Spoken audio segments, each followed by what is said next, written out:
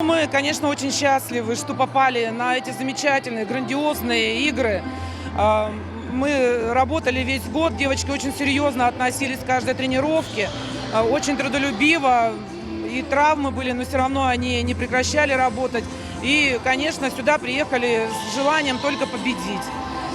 Ну, вчерашняя игра, конечно, она была первая, она, наверное, была самая, ну, наверное, она была для всех не очень, скажем так, сразу хорошо началась.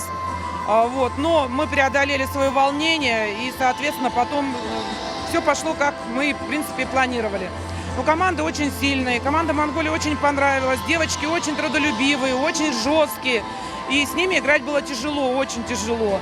Вот. Ну, больше забили, а так мы, конечно, очень рады, что встретились с командой с такой, которой, наверное, никогда бы у себя в Сибири не увиделись и не сыграли бы с ней. Я думаю, что и Якутия очень хорошая команда, ну и Дальний Восток тоже с сюрпризами, поэтому со всеми девочками будет сложно бороться.